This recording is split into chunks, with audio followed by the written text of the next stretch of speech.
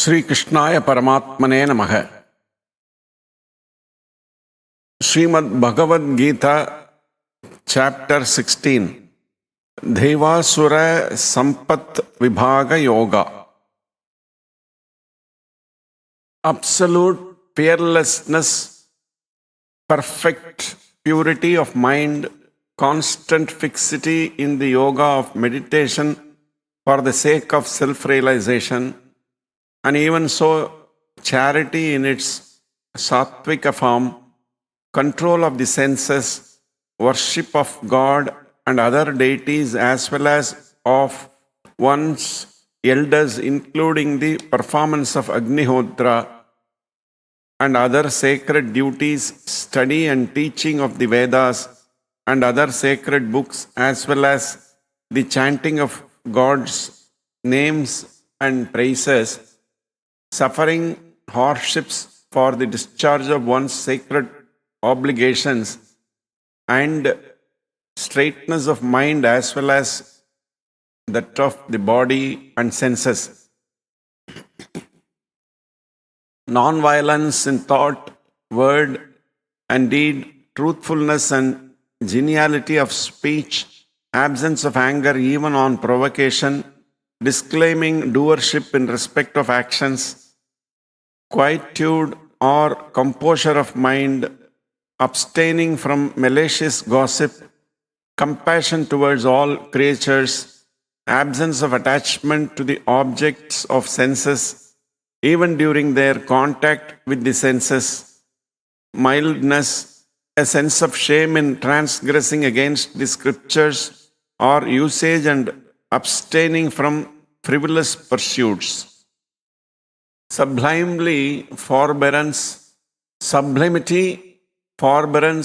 fortitude, external purity, bearing enmity to none, and absence of self-esteem, these are the marks of him who is born with the divine gifts, Arjuna. Hypocrisy, arrogance and pride and anger, sternness and ignorance too, these are the marks of him who is born with demonic properties. The divine endowment has been recognized as conducive to liberation and the demonic one as leading to bondage. Grieve not, Arjuna, for you are born with the divine propensities. There are only two types of men in this world. Arjuna, the one possessing a divine nature and the other possessing demonic disposition. Of these, the type possessing divine nature has been dealt with at length. Now hear in detail from me about the type possessing demonic disposition.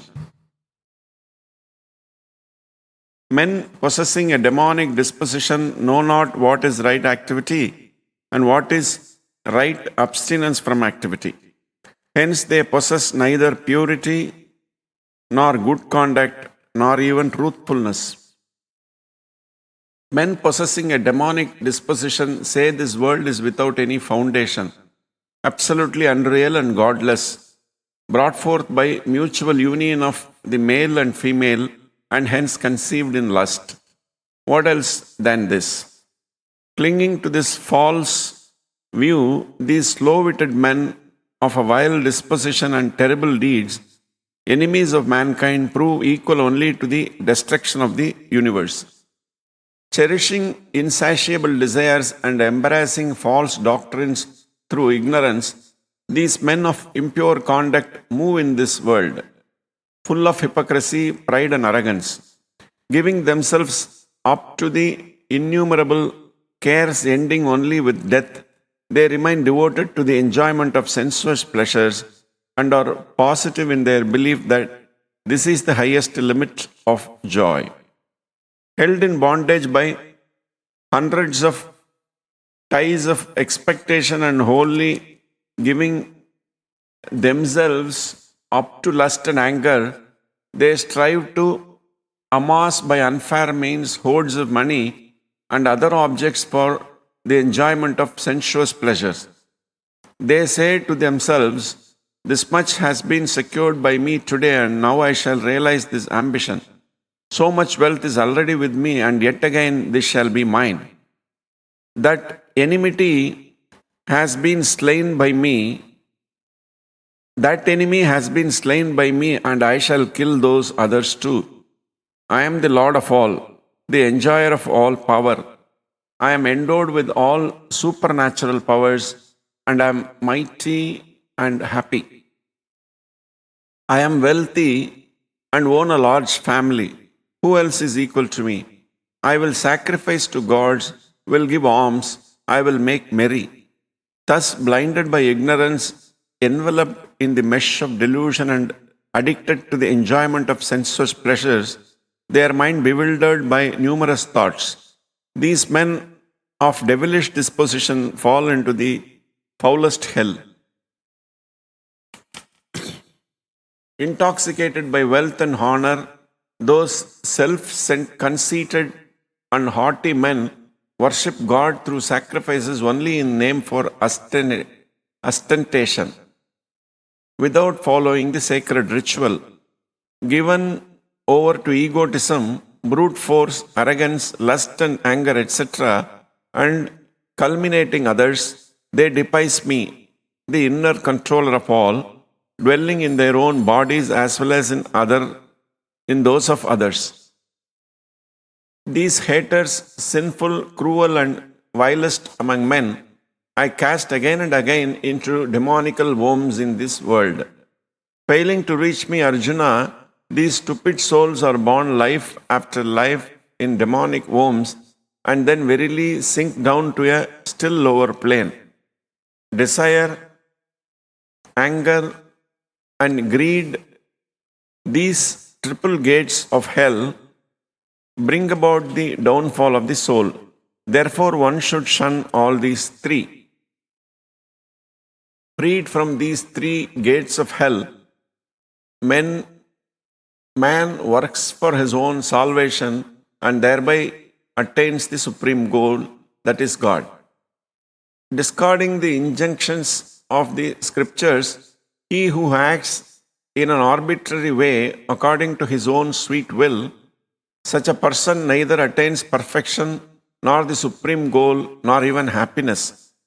Therefore, the scripture alone is your guide in determining what should be done and what should not be done. Knowing this, you ought to perform only such action as is ordained by scriptures. Thus, in the Upanishad sung by the Lord, the science of Brahma, the scripture of yoga, the dialogue between Sri Krishna and Arjuna ends the 16th chapter entitled The Yoga of Division between the Divine and the Demonical Properties.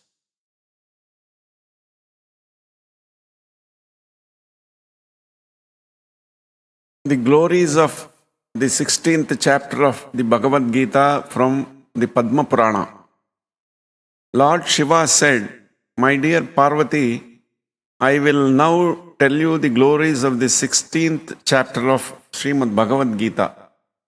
In Gujarat, there is a town of the name Saurashtra. King Khadgabahu had his kingdom there, where he lived just like another Indra, king of heaven. He kept a very passionate male elephant of the name Arimardhana, from whose temples liquid oozed due to his pride. One day, that elephant, in a fit of anger, broke loose from his chains and started to destroy the elephant shed, after which he began running here and there, wildly chasing the citizens. Everyone fled as fast as possible. The elephant keepers immediately reported the news to the king, and when the king heard, he went along with his son to this place where the mad elephant was. King Khadgabahu knew the art of controlling wild elephants. When the king reached the spot where the elephant was running amok, he saw that many persons had been trampled and others were running here and there to avoid that elephant. Just then, as the king was watching that chaotic scene, he saw one Brahmana peacefully returning from taking his bath in the lake. That Brahmana was silently reciting the first three slokas of 16th chapter of Srimad Bhagavat Gita, which start with the word Abhayam. When the people saw that Brahmana was walking towards the elephant, they tried to tell him not to go near him. But that Brahmana did not take any notice of them and walked straight up to that mad elephant and started to stroke him. When the elephant saw the Brahmana approaching, he immediately lost all anger and lay down peacefully. After that, Brahmana had patted the elephant for a few moments. He went peacefully on his way. When the king and all the citizens saw these amazing incidents, they were astonished. The king immediately went and fell at the feet of the Brahmana and inquired from him, "What austerities and worship have you performed to attain such peacefulness and amazing powers?" The Brahmana replied, "Daily I am reciting some slokas from the 16th chapter of Srimad Bhagavat Gita."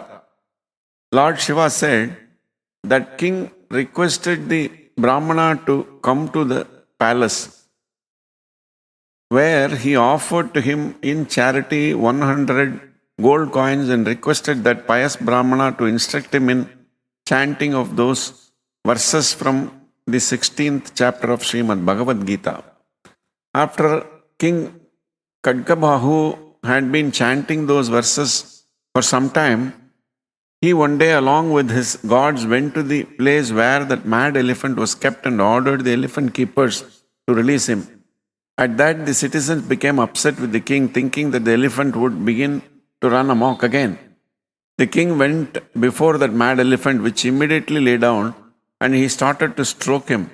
After that, the king returned to his palace and installed his son at the throne and left for the forest, where he worshipped Lord Krishna by chanting those slokas from 16th chapter of Srimad Bhagavat Gita, and very quickly he attained the lotus feet of Lord Krishna. Anyone who chants the 16th chapter of the Srimad Bhagavat Gita, however sinful he is, very quickly attains the same goal as King Kadkabahu, the lotus feet of Lord Krishna.